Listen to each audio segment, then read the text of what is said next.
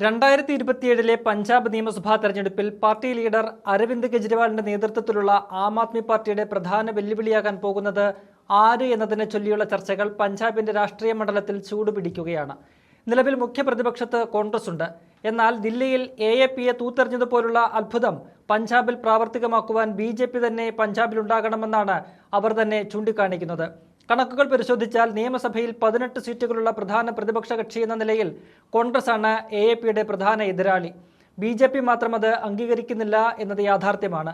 അതേസമയം സംഘടനാപരമായ കരുത്തും ചരിത്രപരമായ സ്വാധീനവും കോൺഗ്രസിനുണ്ടെങ്കിലും പാർട്ടിക്കുള്ളിലെ ആഭ്യന്തര കലഹം വലിയ തിരിച്ചടിയാകുന്നുണ്ട്.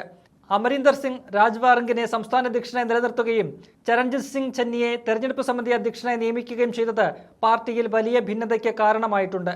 മുതിർന്ന നേതാക്കളായ ചന്നിയും സുഖ്വീന്ദർ സിംഗ് രന്ധാവയും പാർട്ടിയുടെ നിർണായക യോഗങ്ങളിൽ നിന്ന് വിട്ടുനിന്നത് നേതൃത്വത്തിന് തലവേദനയായിരിക്കുകയാണ്. കോൺഗ്രസിന് ഒരു യോഗം വിളിക്കുമ്പോൾ ഈ നേതാക്കളുടെ അഭാവം ഉറപ്പാണ്. ഇതേ പാർട്ടിക്കുള്ളിലെ അസ്വാരസ്യങ്ങൾക്ക് തെളിവാണ്. സംസ്ഥാനത്ത് നിലവിൽ വലിയ സ്വാധീനമില്ലെങ്കിലും അതീവ ശ്രദ്ധയോടെയാണ് BJP തെരഞ്ഞെടുപ്പ് പ്രവർത്തനങ്ങൾ മുന്നോട്ട് കൊണ്ടുപോകുന്നത്. മറ്റു പാർട്ടികളിലെ പ്രമുഖ നേതാക്കളെ പാർട്ടിയിലെത്തിക്കുക, സർക്കാരിന്റെ വീഴ്ചകൾ ആയുധമാക്കുക, വികസന വാഗ്ദാനങ്ങൾ നൽകുക എന്നീ 3 തലതന്ത്രങ്ങളാണ് BJP പയറ്റുന്നത്.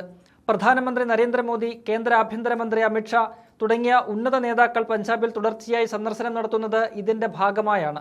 സംസ്ഥാനത്ത് വമ്പൻ വികസന പദ്ധതികൾ ഉടൻ പ്രഖ്യാപിക്കുമെന്നും BJP നേതൃത്വം സൂചിപ്പിക്കുന്നുണ്ട്.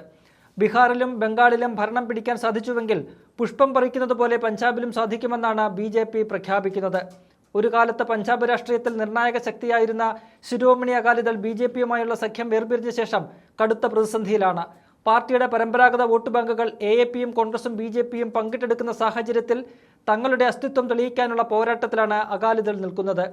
BJPയുമായി ഇനി സഖ്യത്തിനില്ലെന്ന് അകാലിദൾ പ്രഖ്യാപിച്ചതോടെ BJPക്ക് മുന്നിൽ കാര്യങ്ങൾ ഏറെ സങ്കീർണമാണ്. AAP ഭരണത്തെ നേരിടാൻ പ്രതിപക്ഷ നിരയിൽ തന്നെ ഒരു പോരാട്ടം നടക്കുന്ന കാഴ്ചയാണ് പഞ്ചാബിൽ കാണുന്നത്. കോൺഗ്രസിന്റെ ആഭ്യന്തര പ്രശ്നങ്ങളും അകാലിദളിന്റെ തളർച്ചയും BJPക്ക് ഗുണകരമാകുമോ എന്നതാണ് രാഷ്ട്രീയ നിരീക്ഷകർ ഉറ്റുനോക്കുന്നത്. ഒഡീഷയിലും ബംഗാളിലും BJP അട്ടിമറി വിജയം നേടിയതുപോലെ പഞ്ചാബിലും ഒരു അത്ഭുതം സൃഷ്ടിക്കാൻ സാധിക്കുമോ എന്ന് കാത്തിരുന്നു കാണേണ്ട കാര്യമാണ്. എന്തായാലും വരാനിരിക്കുന്ന നിയമസഭാ തെരഞ്ഞെടുപ്പിന് മുന്നോടിയായി പഞ്ചാബിലെ രാഷ്ട്രീയ കളം ചൂട് പിടിക്കുന്നുണ്ട്.